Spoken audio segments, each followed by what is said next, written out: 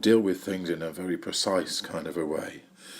You remember the story of David and Goliath, when David was just a little lad really, and he was fighting against this great big giant of a man, 8 foot tall, in his full armour, protected from head to toe by all the look of it.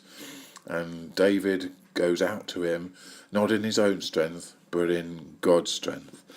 And with God, all things are possible.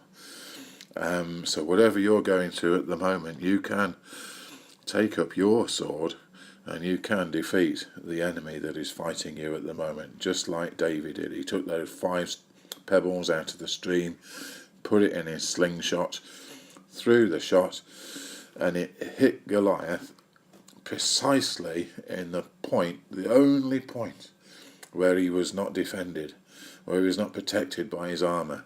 God knew that. God guided the stone, and it went precisely to the point where Goliath was hit and knocked down dead.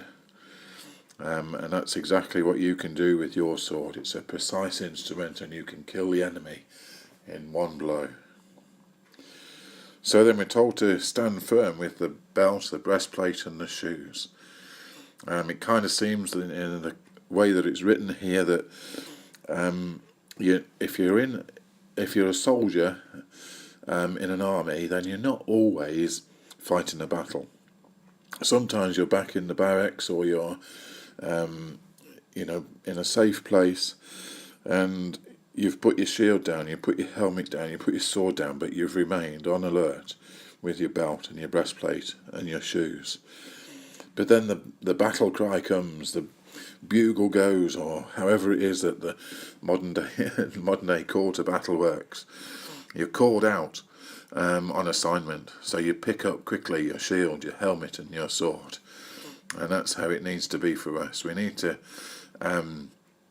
have our belt and our breastplate and our shoes on in readiness, but at the minute there's a call to battle, then we're to take up our shield, our helmet and sword and defeat the enemy.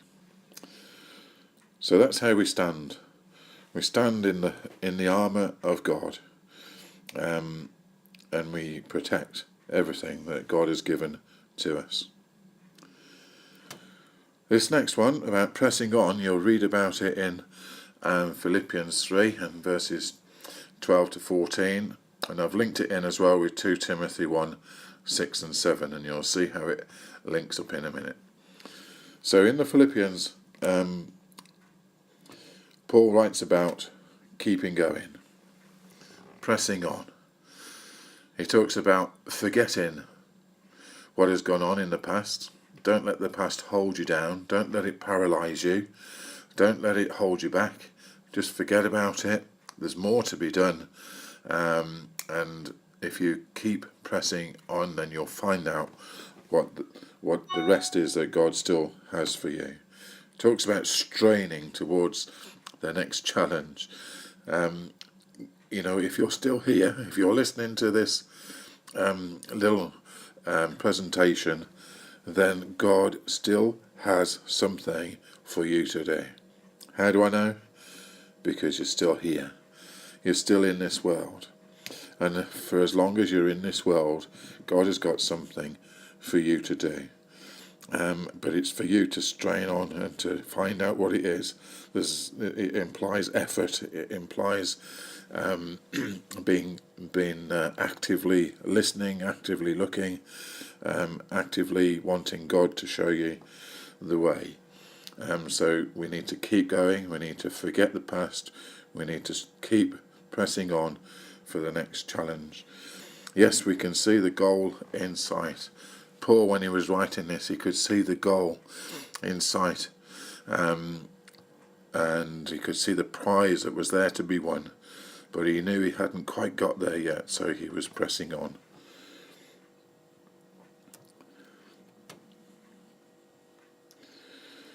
In the Timothy one, it talks to us about stirring up, fanning into flame the gift of God. The picture here is of embers in a of a fire. The kind of flame has died down a little bit, but the fire's still kind of burning. It's still hot. It's still glowing, but you wouldn't say that you could see flames.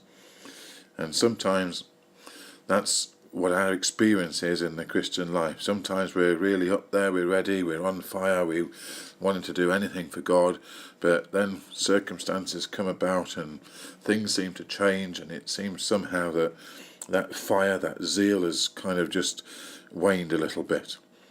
Well, Paul here is telling Timothy to stir up, to fan into flame the gift of God that was given to you by the laying on of my hands.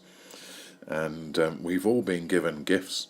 God has placed into us all something that you can do that others can't do. You are unique, and God has placed in you unique gifts that only you can do. And he's saying, look, don't let them die. Don't let them just sit in the background. Stir them up. Stir them up. Fan that flame again. And you can have that same zeal that maybe you remember you had before. He goes on to tell Timothy, look, God hasn't given us a spirit of fear or of timidity, as it says in NIV, I think. Paul was writing to Timothy, who was young. He was maybe only in his mid-20s, maybe early 30s, but he was trying to lead a church where there would have been people a lot older than him, maybe thought they were a lot wiser than him.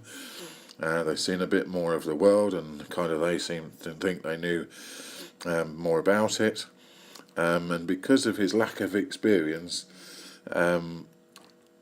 Timothy might have felt a little bit intimidated by reproving and telling the older people the way, the